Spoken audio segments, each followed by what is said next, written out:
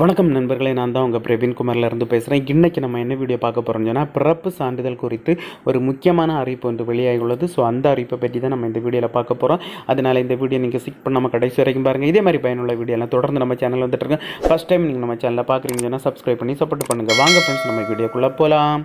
Okay friends, உங்களுடைய குழந்தைக்கு பிறப்பு சான்றிதழ் நீங்கள் வாங்க போகிறீங்களா? அப்படின்னா கண்டிப்பாக இந்த தவறுகளை செய்திட வேண்டாம்.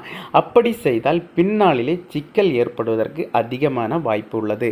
2012 2013 காலகட்டத்தில் தமிழில் மட்டுமே பிறப்பு சான்றிதழ்கள் வழங்கப்பட்டு வந்தது. அதன் பிறகு ஆங்கில பெயரும் இருப்பது போல் பிறப்பு சான்றிதழ் வழங்கப்படுகிறது. அப்படி பிறப்பு சான்றிதழ்கள் வாங்கும்போது சில விஷயங்களில் தவறுகளை தவிர்த்தல் பின்னாளில் ஆதார் கார்டு வாங்கும்போது சிக்கல் வராது. அதை பற்றி தான் நம்ம இப்போ பார்க்க போகிறோம்.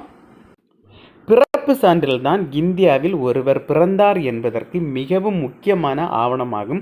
ஒருவரின் இந்திய குடியுரிமை உறுதி செய்யும் ஆவணமாகவும், அதாவது இந்தியர் என்பதற்கு ஆதாரமாக பிறப்பு சான்றிதழ் தான் இப்போ இருந்துட்டு வருது.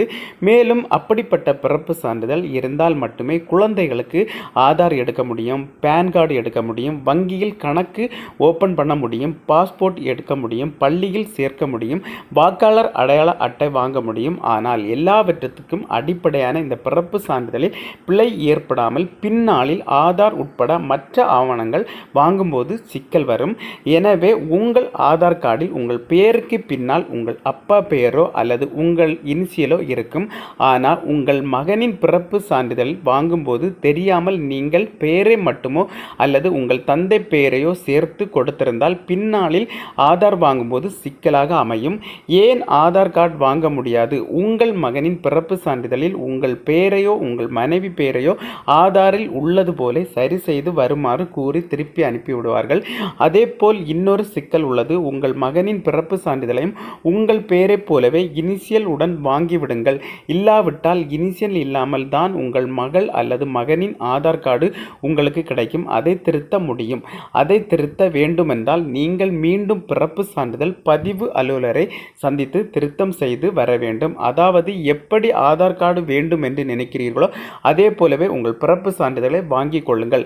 அதே போல் வெளிமாநிலங்களில் படிக்க வைக்க போறீர்கள் என்றால் கண்டிப்பாட்டு பெயர் உட்பட அனைத்து விவரங்களும் ஆங்கிலத்தில் வரும்படி சான்றிதழ் வாங்கிக் கொள்ளுங்கள். இல்லாவிட்டால் தாசில்தார் ஆபீஸிற்கு அலைய வேண்டிய நிலை வர வாய்ப்புள்ளது.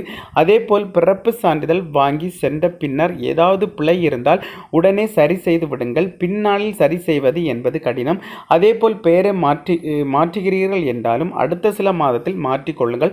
குழந்தைகளை பள்ளியில் சேர்க்க போகும்போது பெயரை மாற்ற நினைத்தால் அது கடினமாகும். எனவே இதை புரிந்து கொண்டு பிறப்பு சான்றிதழ் வாங்குங்கள். ஓகே ஃப்ரெண்ட்ஸ், இதுதான் பார்த்தீங்கன்னா பிறப்பு சான்றிதழ் குறித்து வெளியான முக்கியமான அறிவிப்பு. இந்த வீடியோ பிடிச்சிருன்னு சொல்லிட்டு நம்புகிறேன். இந்த வீடியோ பிடிச்சிருந்தா ஒரு லைக் பண்ணுங்கள், உங்கள் ஃப்ரெண்ட்ஸ் ஒன்று ஷேர் பண்ணுங்கள். இந்த வீடியோவில் ஏதாவது டவுட் இருந்தால் கமெண்ட் செக்ஷனில் கமெண்ட் பண்ணுங்கள். நான் கண்டிப்பாக ரிப்ளை பண்ணுறேன். இதே மாதிரி இன்னொரு நல்ல ஒரு வீடியோவில் சந்திக்க வர உங்களிடமிருந்து விடைபெறுவது உங்கள் பிரவீன்.